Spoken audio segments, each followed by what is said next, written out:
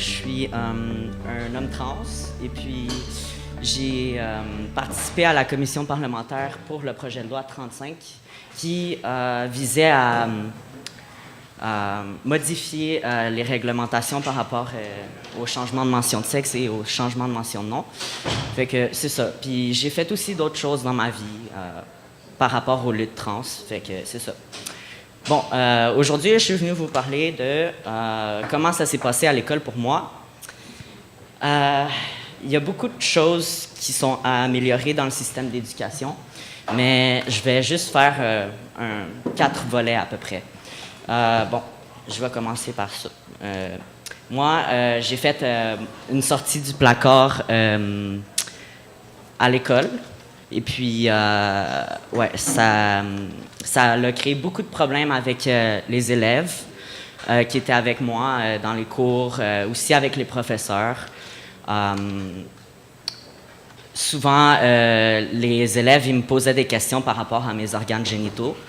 Une personne qui n'est pas comme moi, généralement, ne va pas se faire poser des questions sur leurs organes génitaux. Tu sais? Fait que, ouais, c'était un peu compliqué par rapport à ça. Après ça, j'ai essayé d'avoir un changement de nom au niveau de la liste des élèves, puis aussi la carte étudiante. Puis ça a été aussi un autre problème, un autre bâton dans les roues pour moi parce que c'est ça. De un, j'avais pas encore mes pièces d'identité de changer, puis ils le sont pas encore, là, mais bon. Et puis, c'est ça. Moi, je me suis pointé à l'administration, puis j'ai demandé à ce que mon nom soit changé. Je suis allé avec une personne qui travaillait pour le Gender Advocacy. Je ne sais pas si vous connaissez le nom, mais en tout cas, c'est un organisme qui s'occupe de tout ce qui est en lien avec les questions légales par rapport au genre. Alors, voilà. Sinon, ben, c'est ça, je me suis pointé là-bas. Puis moi, je sais qu'en tant que personne, j'ai le droit d'amener quelqu'un devant le directeur pour pouvoir me sentir à l'aise. Je pense que c'est un de mes droits, là. En tout cas, j'imagine, là. Puis je me suis pointé là-bas, puis j'ai dû m'obstiner pendant 30 minutes avec le directeur pour pouvoir faire rentrer la personne avec moi. Ouais. Juste pour pouvoir. Puis en plus, la personne était très bien informée sur les enjeux qui concernent l'école. Fait que c'est pour ça que j'amenais cette personne-là en particulier. Elle a déjà été, tu sais, à l'université Concordia, ils ont déjà réussi à modifier certains trucs par rapport à la liste des élèves, puis les cartes étudiantes.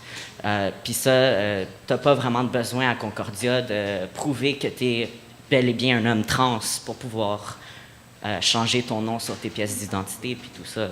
Fait que c'est ça. Moi, j'ai amené la personne là-bas. Puis ça a donné qu'on m'a proposé de faire un faux dossier. Un faux dossier, ça consiste à ce que tu crées un autre dossier scolaire. Et puis il y a une personne qui travaille en trop pour pouvoir changer mon nom sur la liste des élèves. Mais le problème avec ça, c'est que tu as le risque de perdre tes documents.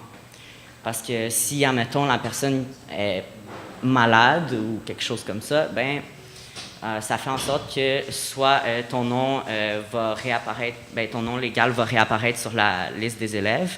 Fait que ça m'expose à un coming out comme, au sein même des professeurs. Puis ça peut aussi mettre ma vie en danger d'une certaine façon. Donc, ouais. Puis en plus, ça peut envenimer ce qui était déjà comme problématique dans l'école. De toujours me rappeler que je suis bel et bien un gars trans, puis de toujours me poser la même question. Puis aussi, j'ai eu des problèmes avec les professeurs. Les professeurs me passaient souvent des messages subtils avec un peu la religion, dans le sens que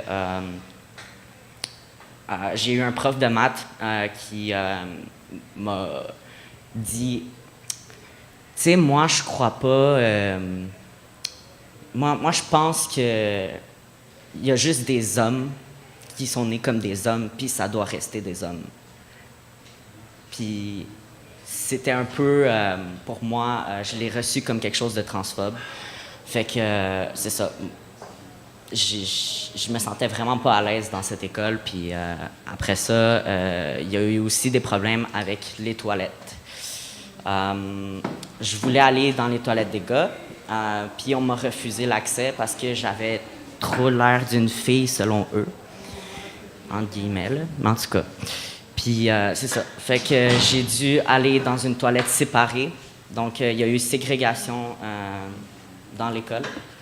Quand j'allais dans cette toilette-là, tout le monde pouvait voir que j'allais dans cette toilette-là. Donc, ça m'exposait aussi à de la discrimination. C'était vraiment pas cool. En tout cas, puis c'est ça. Fait que, en gros, ça a été un peu ça mon parcours à cette école en particulier. Puis, avec tous ces problèmes-là, puis en plus, tu sais, j'ai un déficit d'attention, un TDA.